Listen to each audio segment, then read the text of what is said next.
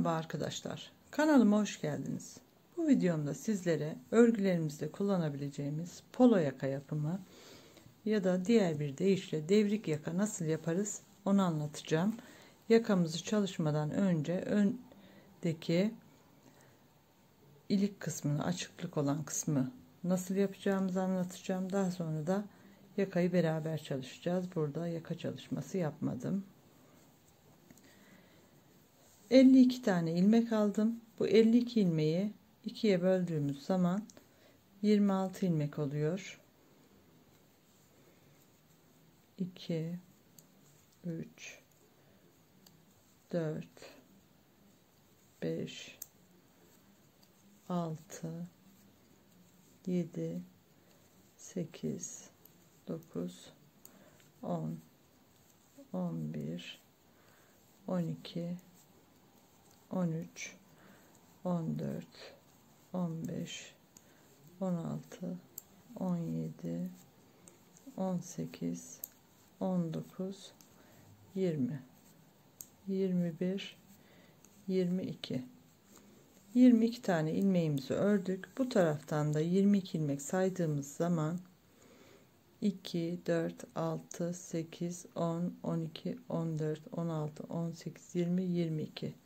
Bakın ortada 2 4 6 8 tane ilmeğimiz kalıyor. Bu 8 ilmeğimizi burada yapacağımız lastik için kullanacağız. Bir ters,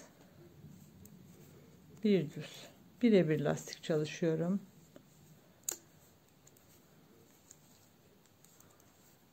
Bir ters, bir düz, bir ters, bir düz. Bakın burada 2 4 6 8 tane ilmeğimi lastik olarak çalıştım. Şimdi bu kısma hiç geçmiyoruz.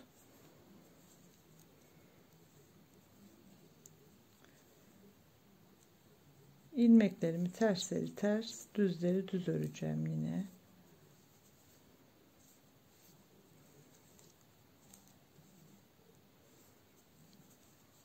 Bir ters, bir düz.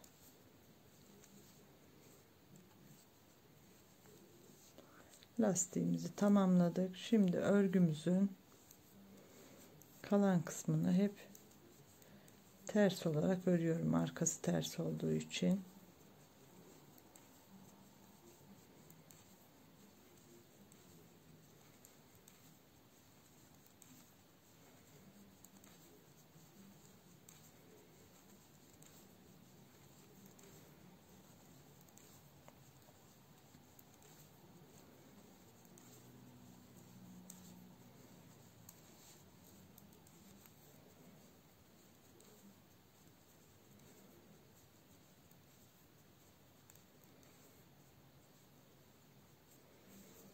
Ön sıraya geçiyoruz. Bu sırada da beraber yapalım.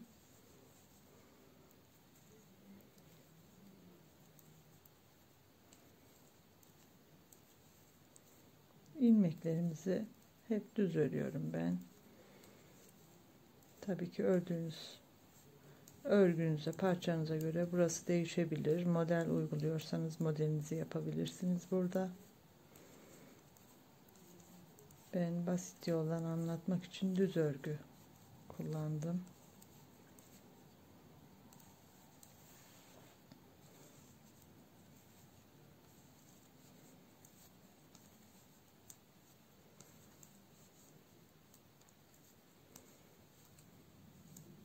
Lastiğimize geldik. Bir ters, bir düz, bir ters, bir düz.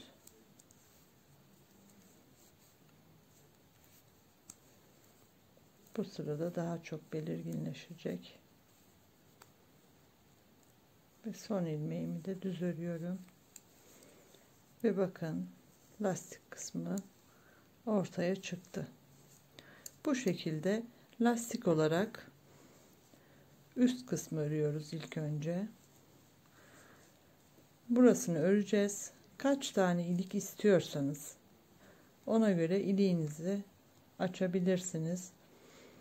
İlik açmayı bilmiyorsanız yatay ve dikey ilik nasıl açılır adlı videomu seyrederek orada gösterdiğim tekniği uygulayabilirsiniz. Ben dikine ilik açmayı tercih ettim.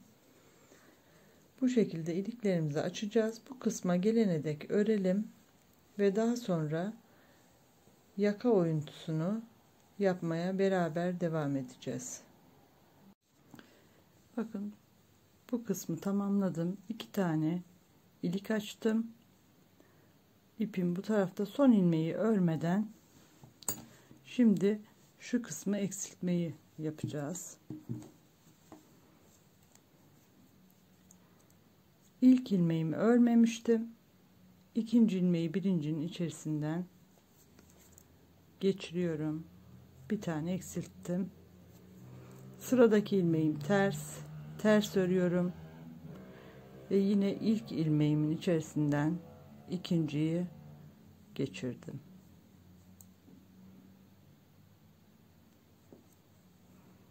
Sıradaki ilmeğim düz ilmek. Burası lastik olduğu için aynı şekilde örüyorum. Yine ilk ilmeğimi ikincinin üzerinden atlatarak eksiltiyorum. İpimi öne aldım. Sıradaki ilmeğimi ters olarak ördüm. Yine atlatıyorum. Sıradaki ilmeğim düz.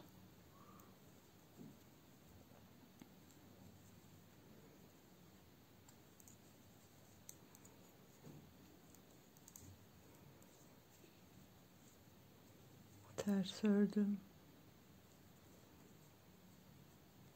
Atlatıyorum. Bakın, burada lastiğimizin son ilmeğindeyiz. Lastiğimiz 8 ilmekti. 7 tanesini eksilttik. Bu bir taneyi eksiltmeden sırayı örmeye devam ediyorum.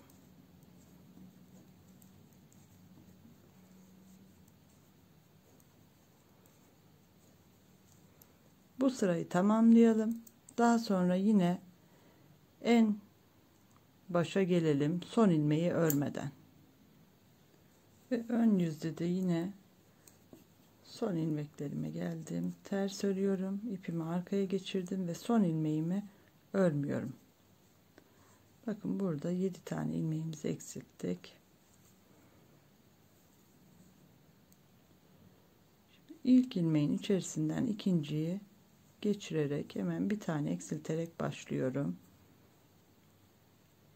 Sıradaki ilmeğimi ters örüyorum. Yine eksilttim. Ve üçüncü ilmeğimi de ördüm.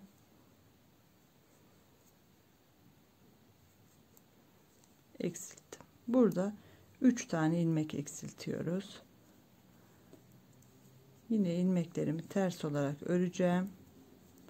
Sıra sonuna geleceğim ve ön yüzden de yine bu kısma gelene kadar örelim. Ön yüzden de ördüm. Yine en son ipim arkada. Son ilmeğimi örmeden alıyorum. Önce 7 eksiltmiştik. 3 eksilttik. Şimdi 2 tane eksilteceğiz. Hemen birincinin içerisinden geçirerek başlıyorum. 1 eksilttik. Bir tane ters ilmek örüyorum ve eksiltiyorum. 2 oldu. Şimdi ilmeklerimi yine ters olarak örüyorum ve sıra sonuna geliyorum. Ön yüzde de örelim. Sıra sonuna kadar gelelim.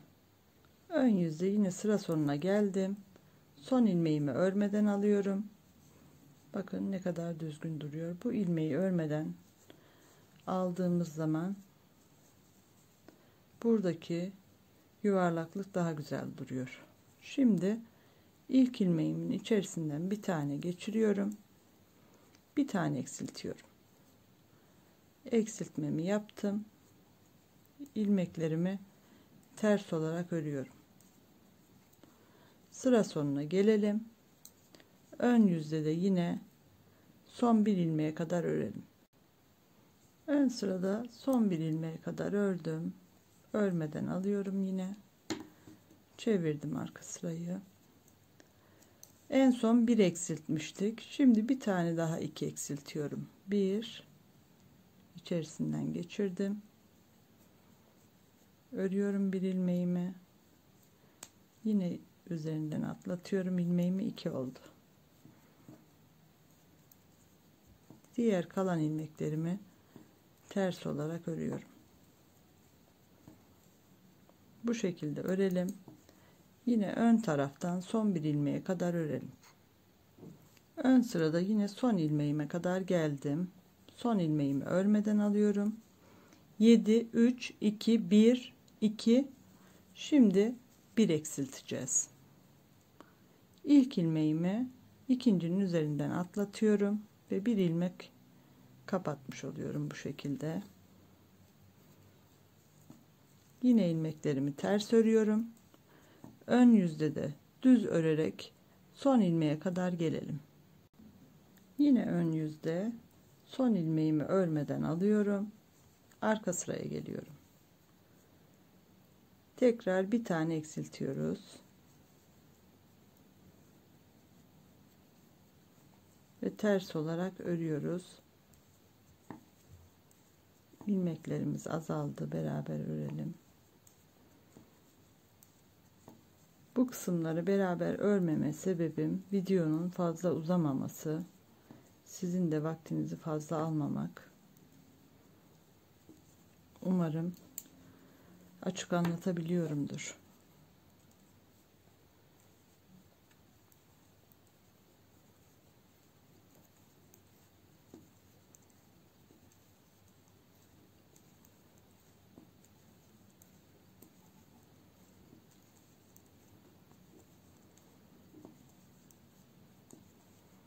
Son ilmeğimi örmeden alıyorum.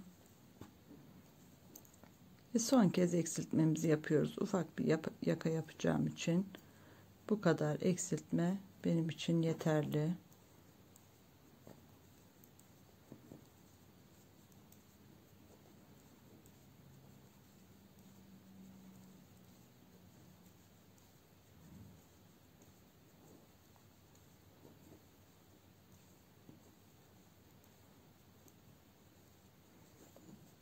Bu şekilde yaka oyuntumuzu size göstermek istiyorum şimdi.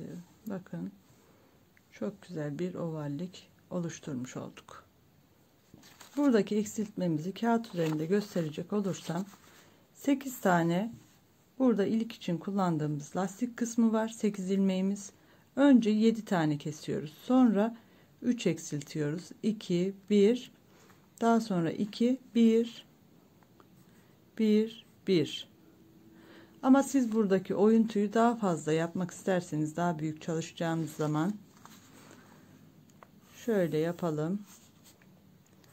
7 3 2 1 2 1 2 1 1 1. Bu şekilde ikileri birkaç tane artırabilirsiniz. Ve bu şekilde düzgün bir boyun oyuntusu yapabilirsiniz. Şimdi ben yakayı bütün olarak çalışmak istediğim için bunu da arka parça olarak düşündüm.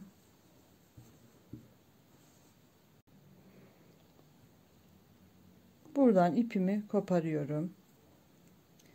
İlmeklerimi hiç kapatmadan diktiğim zaman mükemmel bir görüntü oluşuyor. O yüzden size de daha önce de göstermiştim zaten ama burada tekrar göstermek istiyorum. İğneme taktım ipimi. Şöyle bir netleştirelim. İlk ilmeğimin içerisinden ipimi geçiriyorum. İlmeğimi çıkarmadım. Şimdi karşı taraftan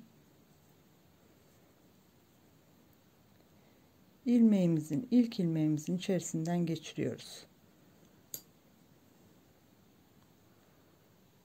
Buradan ilk ilmeğime yine örüş yönünde iğnemi ikinci defa geçiriyorum ve ikinci ilmekten bu şekilde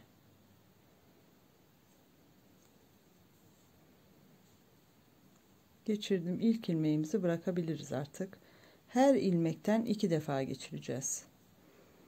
Şimdi karşı taraftan ilmeğimi önce bu şekilde çıkarıyorum, ikinci kez geçirdiğim için.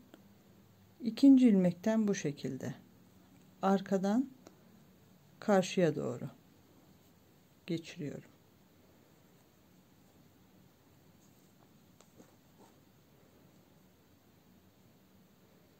Bakın bu ilmeğimiz şişimizden çıktı. Kafanız karışmasın. Buna bir kere daha batış yapacağız. Burada ilk çıkışı şimdi bu şekilde batıyorum ikinci defa. Bir sonraki ilmeğe arkadan öne doğru, kendime doğru. İpimizin en son geçtiği ilmek burası. Arkadan öne doğru, kendime doğru. Şişin üzerindeki ilmekten karşıya doğru bu şekilde kendimizden.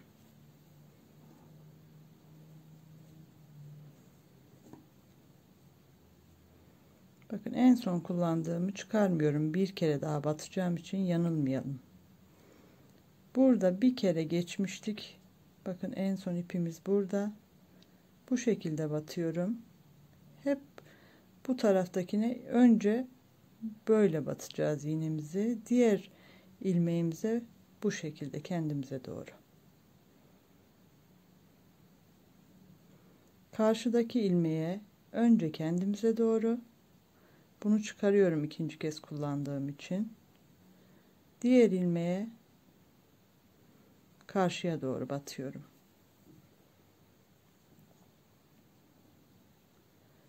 Burada kullandığım en son ilmeğe karşıya doğru, diğerinden kendime doğru. Burada gevşek bıraktım. Size net gösterebilmek için. Bakın şimdi ipimi sıkılaştıracağım.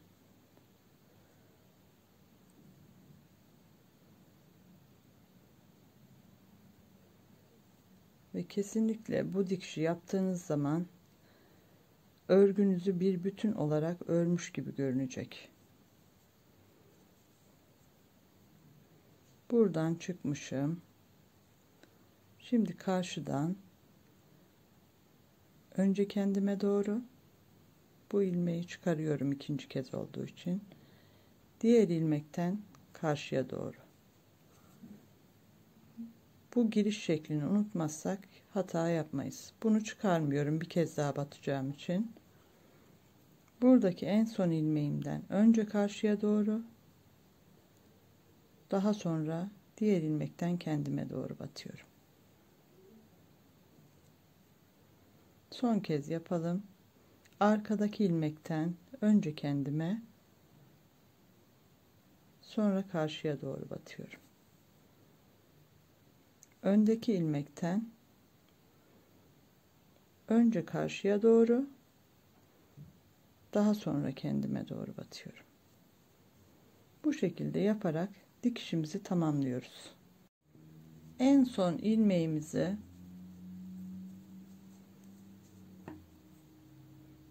karşıya batmıştım.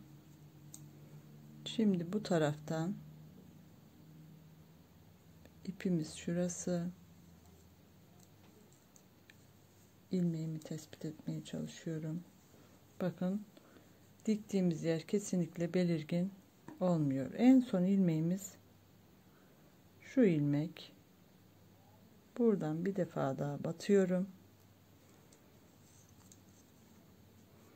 Ve yukarıda kalan son ilmeğimden de bu şekilde geçiriyorum.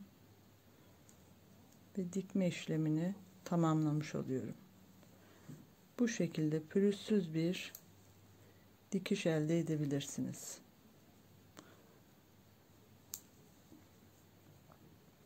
Burada ben ilmekleri biraz gevşek bırakarak size göstermek için yaptığım için sonradan düzelttim. Biraz düzgün durmayabilir ama gayet de düzgün görünüyor.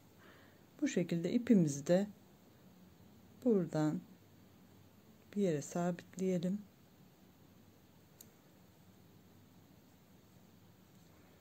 Zaten bu kısımdan ilmek alacağız.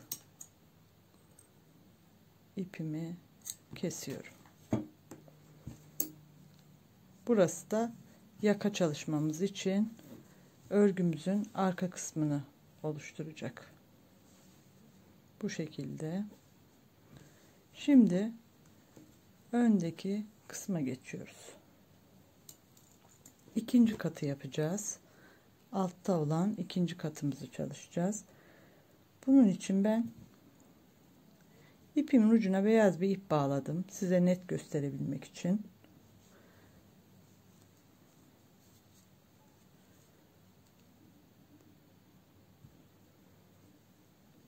Bakın burada ilmeklerimizden devam edeceğiz. Üstteki ilmeğimiz şuradan iğnemi geçiriyorum. İkinciden de geçiriyorum. 8 tane ilmek kullanmıştık burada. Burada 9 tane ilmekten geçeceğiz. Aynı sırada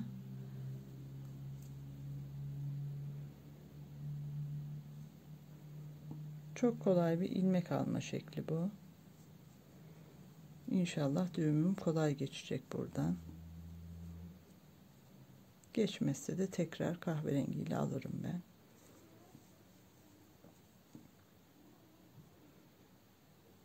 Şöyle sırayla aynı sıradan şöyle yapalım. Yine aynı sıradan. Hep üstteki olan alttakileri almıyoruz. Üsttekileri alıyoruz. Buradan 4 tane daha geçmiştik. 9 oldu. Bu şekilde geçiriyoruz ipimizi. Kahverengiyi geçireceğiz tabii ki. Ben sadece net görünmesi için beyazla yapıyorum. Şuradan 1 2 3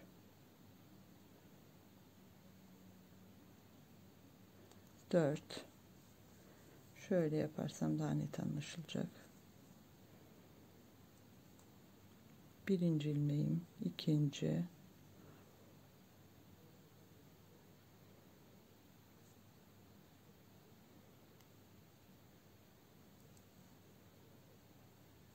üçüncü,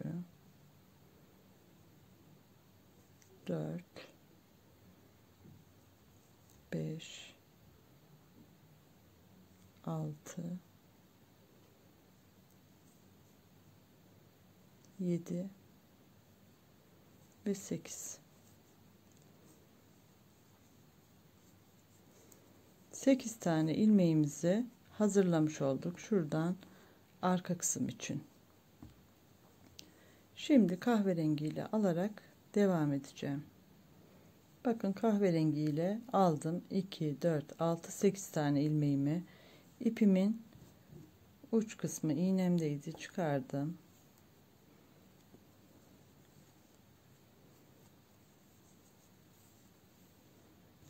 Şişimizi alalım. İlk ilmeğimizi ters örerek düz örerek başlıyoruz. Pardon. Burada ilmekleri ilk dizdiğim için yönleri hep ters geliyor bana.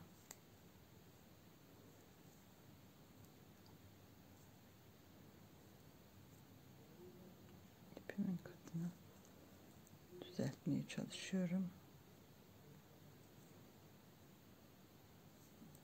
Evet. Düz örmüştüm. Şimdi ters örüyorum.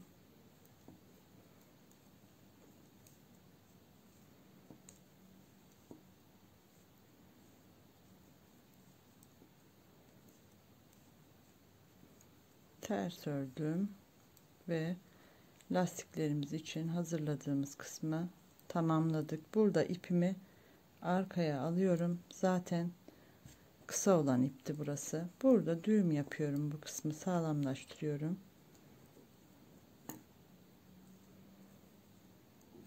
Ve normalde yumağımıza bağlı olan ana ipi kullanacağız şimdi artık.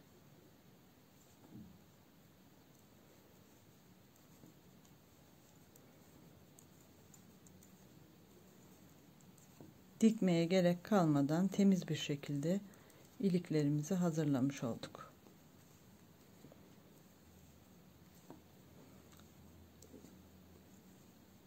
Zaten burada bir ip bağlantısı yapmamız gerekecekti bu tarafı örmek için. Dikerek örmektense bu şekilde bağlantı yapmak bana daha düzgün, temiz bir görünüm gibi geliyor. Arka sırayla beraber örelim.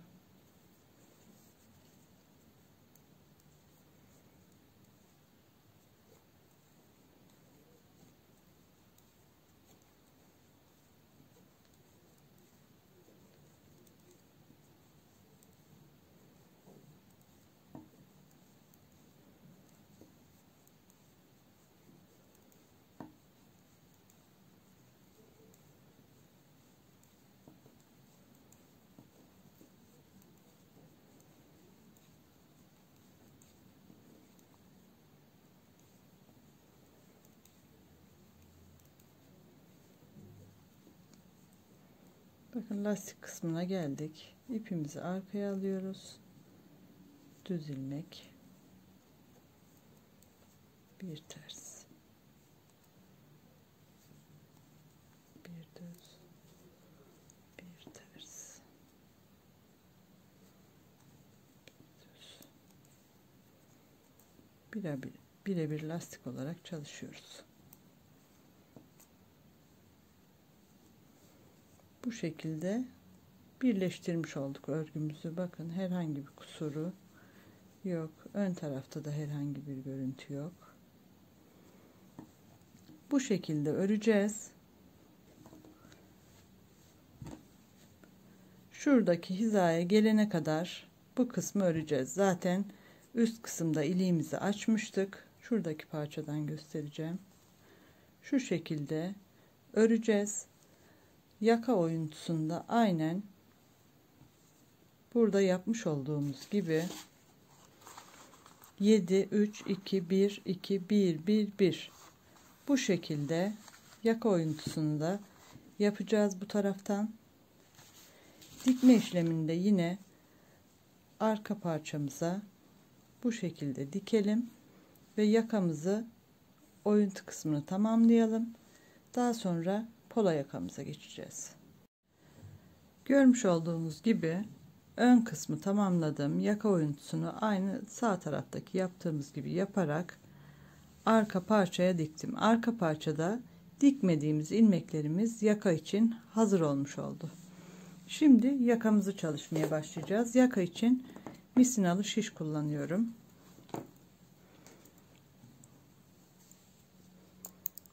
Biraz netleşelim. Burada 1 2 3 4 ilmeği atlayacağız. Lastikten 1 2 3 4 ilmek. 4. ilmeğin tepesinden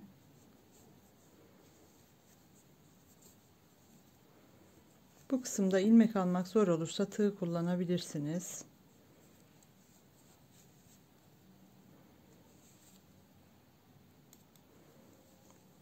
İlk ilmeğimi aldım. Şu ipi biraz uzun bırakalım. Bağlamıyorum. Daha sonra bağlayacağım. Şimdi şişimin üzerine bir dolama yapıyorum. Ve ikinci saç örgüsü kısmının altından geçiyorum.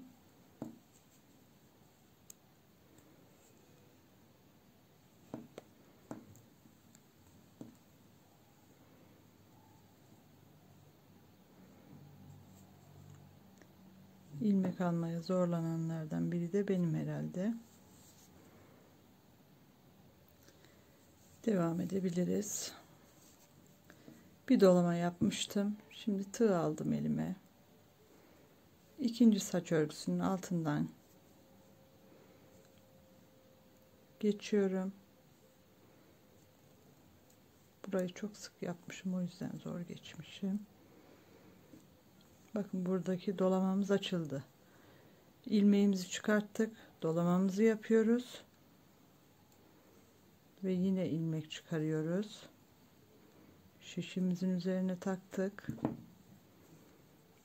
Bir dolama yapıyorum. Üçüncü saç örgüsü kısmının altından geçeceğim. Yine burada da tığdan yardım alacağım.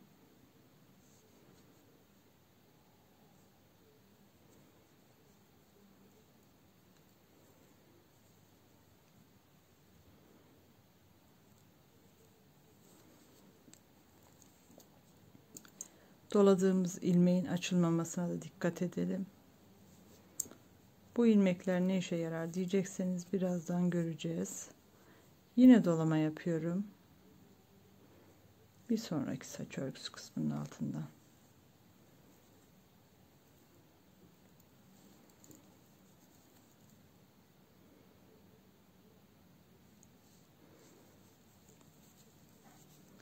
Dolamamı yapıyorum. Bir sonrakinden. İlmekler şişte biraz şu anda daha pratik olmaya başladı. Dolamamı yapıyorum.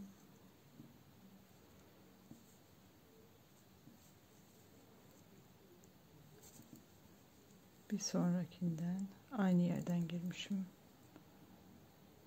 Elimden tığ kayınca buradan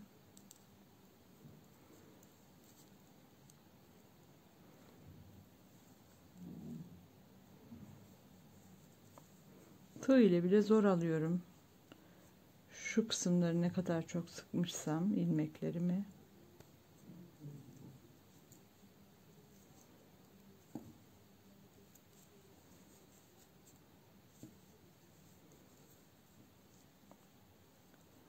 aynı yerden mi ilmek aldım diye bakıyorum, değil. Dolamamı yapıyorum. Bir sonrakinden dolamamı yapıyorum. Bir sonrakinden diyeceğim ama takmamız gerekiyor. Hızlı yapmak için bu şekilde mi yapsam diye düşündüm. Dolamayı yaptıktan sonra hemen ilmeğimizi takmamız gerekiyor.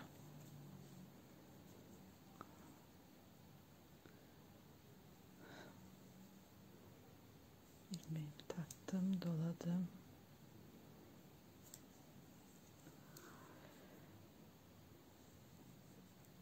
Üzerimde bir beceriksizlik var şu anda. Kusura bakmayın. Çok ağır çalışıyorum her nedense.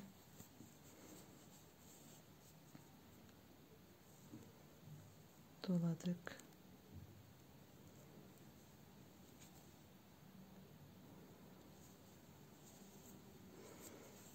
Bakın şu kısımdan çıkardık. Tam şuradaki ilmeğe kadar ilmeklerimizi çıkararak tamamlayalım ve devam edelim. Bakın ilmeklere kadar çıkardım ilmeklerimi. En son aşağıdan ilmek çıkardım. Şimdi bir tane dolamamı yapacağım. İlmek çıkararak başlamıştık. Sonra dolama. Bir ilmek çıkarma, bir dolama. Şimdi bu kısımda bir tane örüyorum, bir dolama. Burada ilmeklerimiz hazır olduğu için karşı tarafa örerek geçiyoruz. Bir dolama.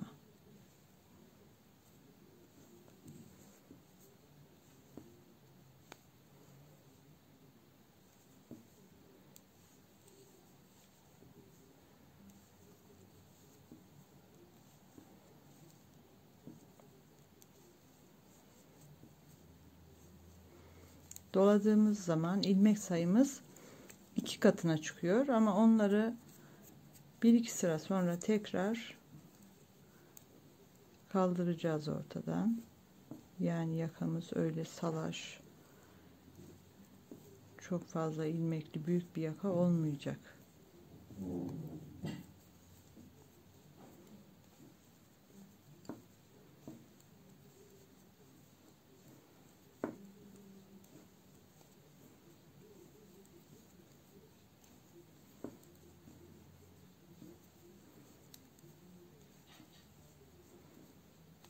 İlmeklerimiz az kaldığı için devam ediyorum.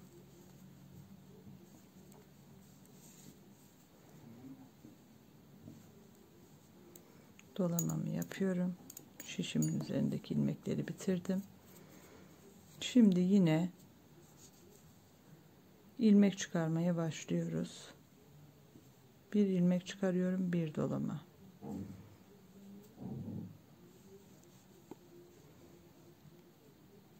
Bir ilmek, bir dolama.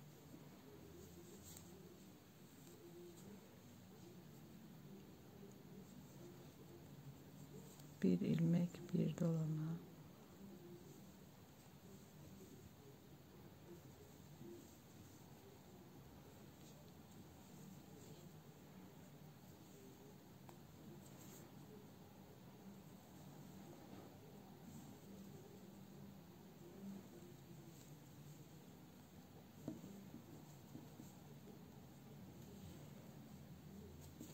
Buradaki ilmeklerimi gayet rahat örmüşüm.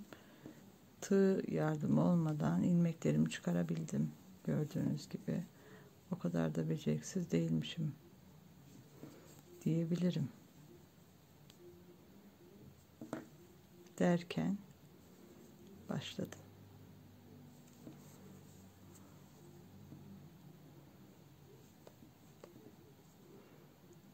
Düzgün.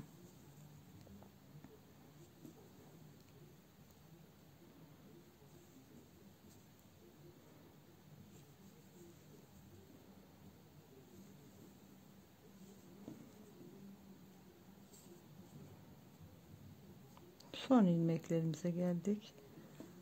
Burada acayip sıkmışım yine ilmeklerimi. Neyse, son bir iki ilmeği yine tığ ile alalım.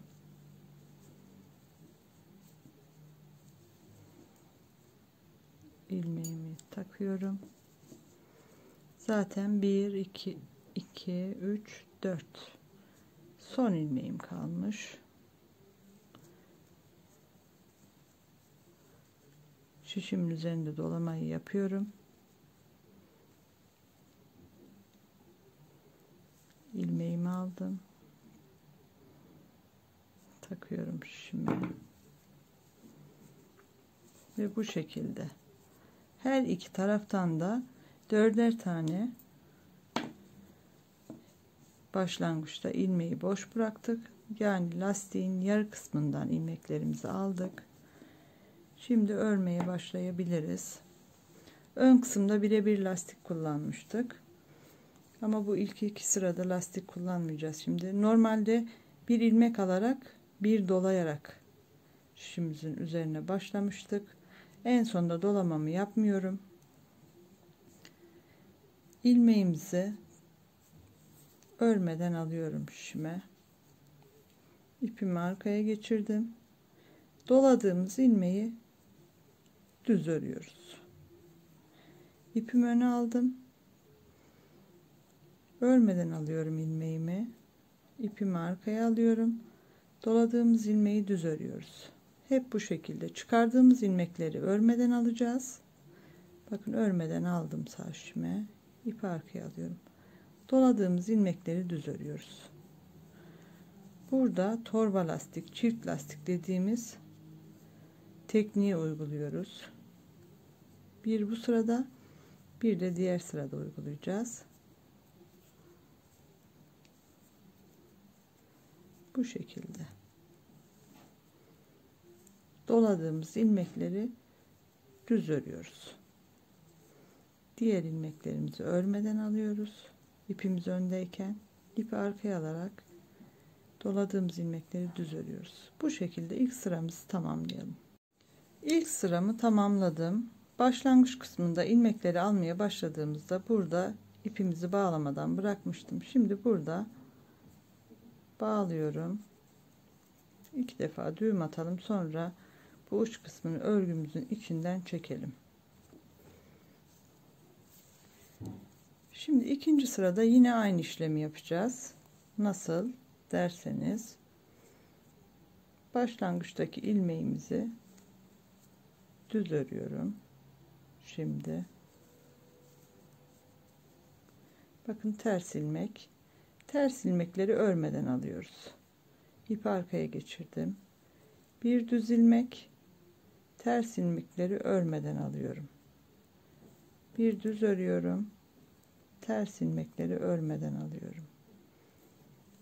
Bir düz, ters ilmekleri örmeden alıyorum ve ip öndeyken örmeden alıyorum. İpi tekrar arkaya geçiriyorum. Bir düz ördüm, ipi öne aldım. Ters ilmeğimi örmeden alıyorum. İp arkaya geçti. Bu şekilde. Bir düz, ipi öne al, örmeden al, ip arkaya, bir düz. İpi öne al, örmeden al, bir düz. Bakın ipi hemen öne alıyoruz. Örmeden alacağımız ilmeği alırken.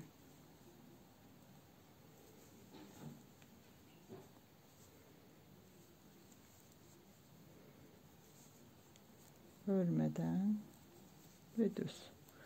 Bu şekilde yaparak ikinci sıramızı da tamamlayalım. İkinci sıramı tamamladım. Bu şekilde görünecek ilmeklerimiz. Şimdi ilk ilmeğimi örmeden alıyorum ve birinci ve ikinci ilmeği beraber öreceğiz.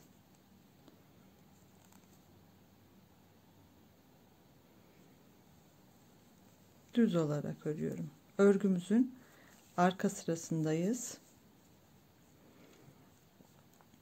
Birinci ve ikinci ilmeği beraber alıyorum. Düz örüyorum.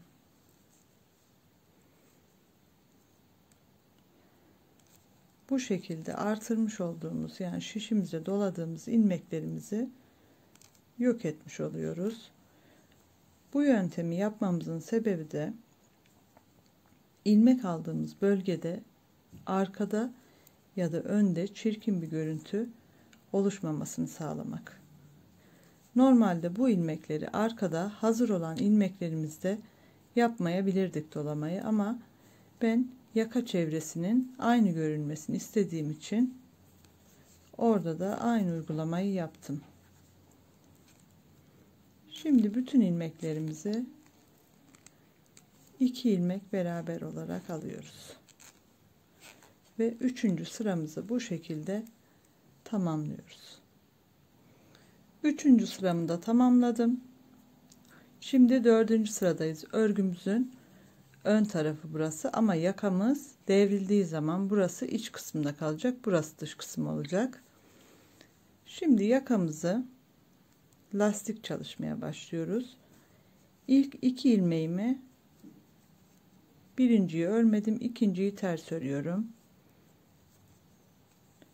Bir düz, bir ters, bir düz,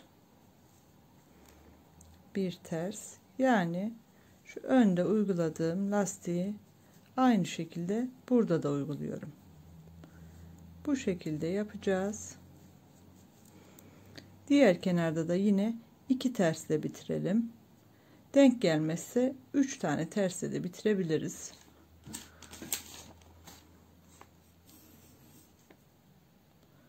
Toplamda 6 sıra örelim. 1 sıra, 2 sıra, 3, 4, 5, 6 sıra örelim. Tekrar ön yüze geldiğimiz zaman beraber devam edelim. Birebir lastiğimi 6 sıra örerek tamamladım.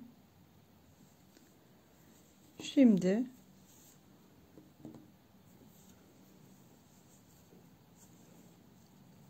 lastiğimizi tabii ki daha bitirmedik.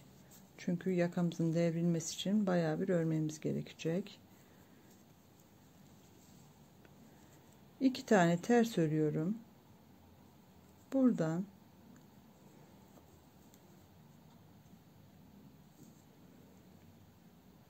ters ilmeğimin altından şu alttaki ilmeğimi taktım. Bir artırma yapıyorum burada, gizli artırma.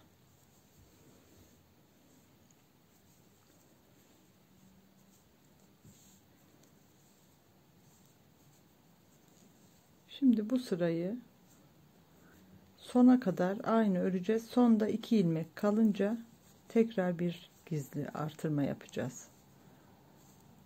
Sıra sonuna kadar örelim ve oradan beraber devam edelim. Sıra sonuna geldim. Sonda 2 ilmeğim kaldı.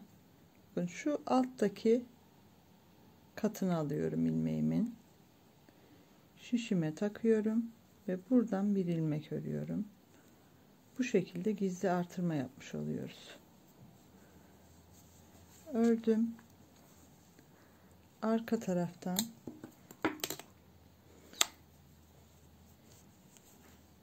kenar ilmeğimi örmeden alıyorum.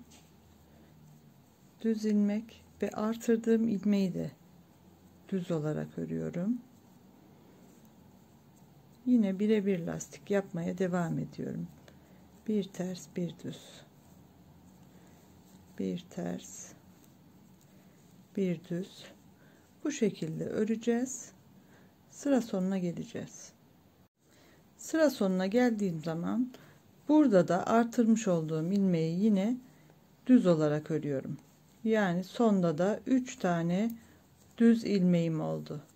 Şimdi diğer sıraya geçiyoruz.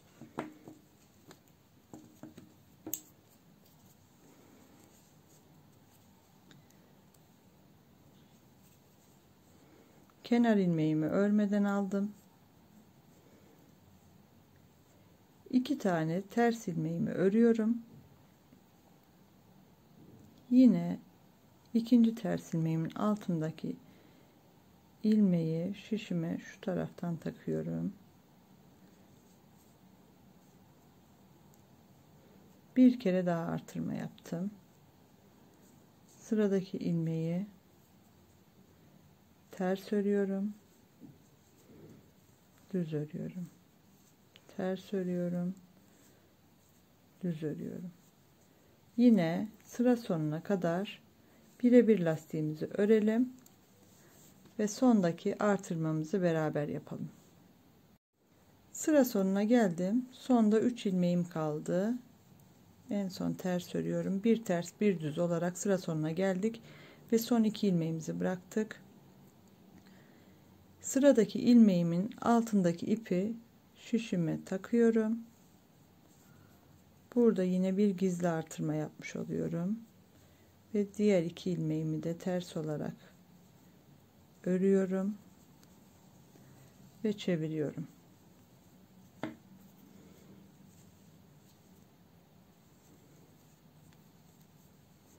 Kenar ilmeğimi örmeden aldım. Sıradaki ilmeğimi düz olarak örüyorum ve 3. ilmeği ters, 4. ilmeği düz ve zaten bir ters bir düz denk geliyor. Lastiğimize devam ediyoruz. Kenardaki 2 düz ilmekten sonra bir ters bir düzle başladık. Lastiğimizi örmeye devam edelim ve sonda buluşalım. Sıra sonunda yine bir ters bir düz olarak örüyorum artırdığım ilmekleri ve son 2 ilmeğimi düz olarak ördüm. Bu şekilde artırmamızı yapmış olduk. İkinci artırmamızı tamamlamıştık. Şimdi üçüncü artırmamızı yapacağız. İkinci ilmeğimi ters örüyorum.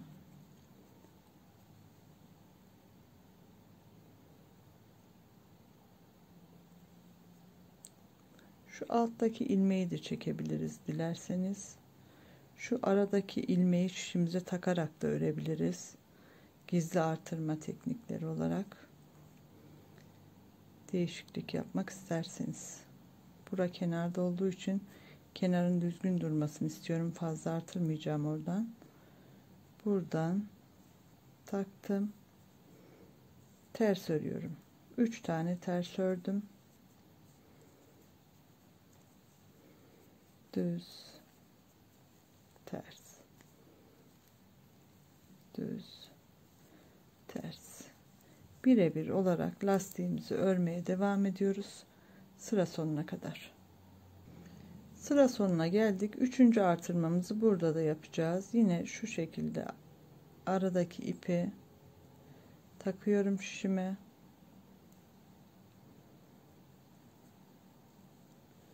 İpimi öne aldım. Ve artırmamı yapıyorum.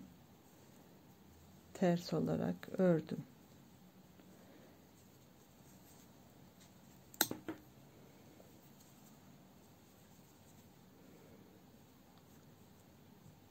Kenar ilmeğimi örmeden aldım. İlk iki ilmeği düz örüyorum. Diğer ilmekleri yine bir ters bir düz olarak örmeye devam ediyorum.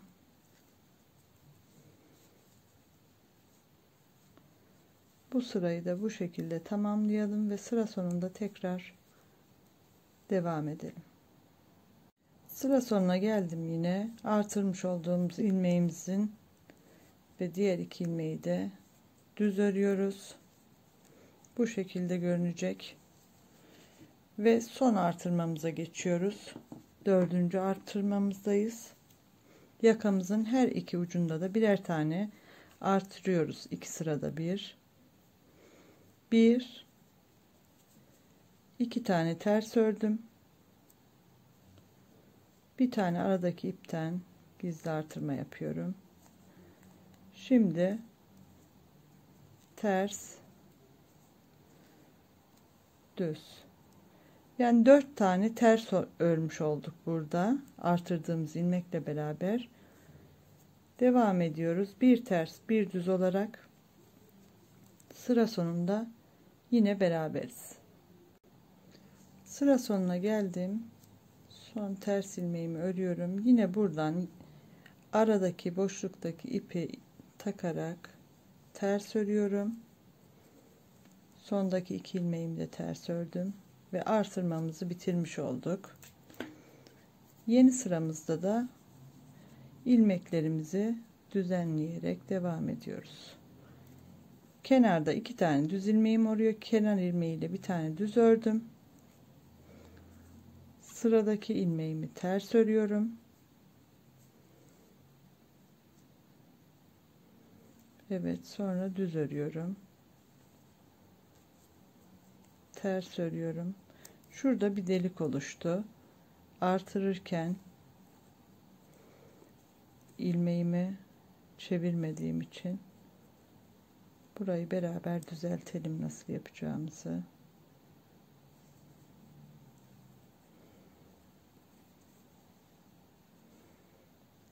Kenar ilmeğimi zaten örmemiştim.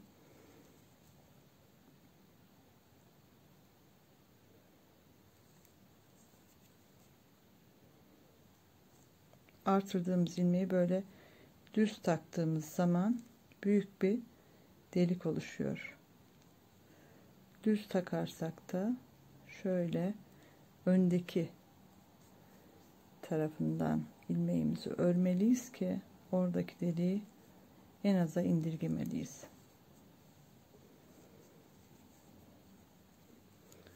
Şimdi daha iyi bakın. Bir, iki düz ördüm. Sıradaki ilmeğim ters. Sıradaki ilmeğim düz. Bir ters, bir düz. Bir ters, bir düz. Yani lastiğimizi olduğu gibi örmeye devam ediyoruz. Diğer tarafta da yine sırasıyla ters, düz, ters, düz, artırdığımız ilmeği ters öreceğiz ve iki düzle bitireceğiz. Bu şekilde yapalım. Devamında 6 ya da 8 sıra yakamı bir ters bir düz olarak hiç artırma yapmadan öreceğim. Şöyle bir mesafe. Ondan sonra size de göstereceğim nasıl durduğunu. Kaç sıra ördüğümde o zaman net olarak söyleyebilirim. Yakamı örerek tamamladım ve ilmeklerimi kapattım. Son birkaç ilmeği bıraktım nasıl kapattığımı göstermek için. Şimdi size demiştim 6-8 sıra öreceğim diye. Şu kısmı ördüm. Toplamda 13 sıra ördüm. 14. sırada ilmeklerimi kapatıyorum.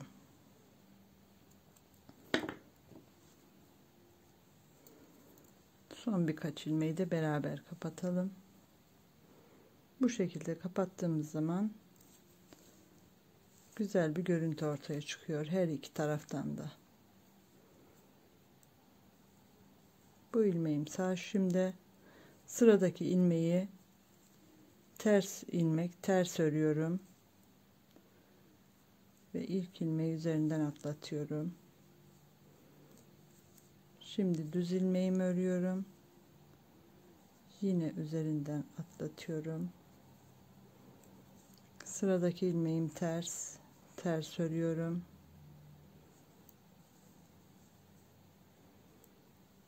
ve son iki ilmeğim de düz.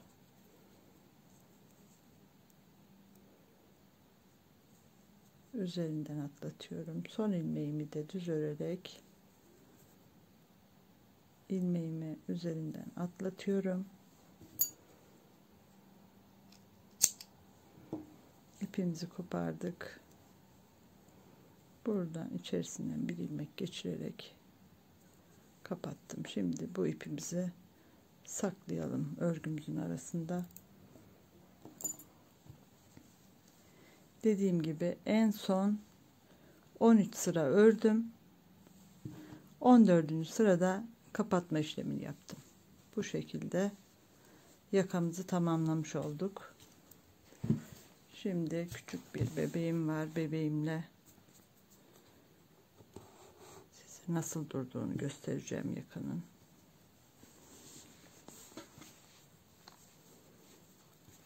Gayet güzel ve düzgün oldu. Şu öndeki ilik kısmını üst üste getiriyorum. Buradan bir iğneyle sabitliyorum.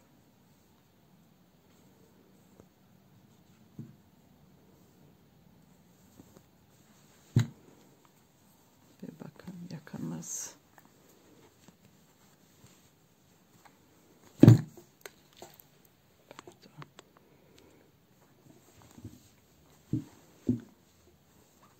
bebek büyük olduğu için biraz sıkıntı yaşıyorum. Yakamız da bu şekilde duruyor. Arka kısmını da çeviriyorum ve arkadan da bu şekilde düzelterek yakamızı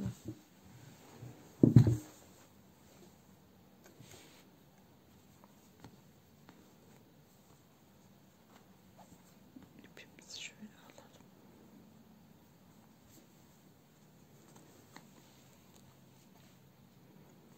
Ve yakamız bu şekilde.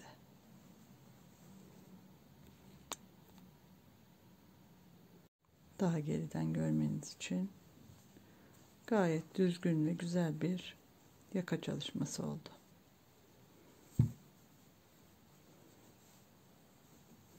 Bu şekilde önden düğmelerimizi de iliklerimizi hazırlayacağız ve kapatacağız.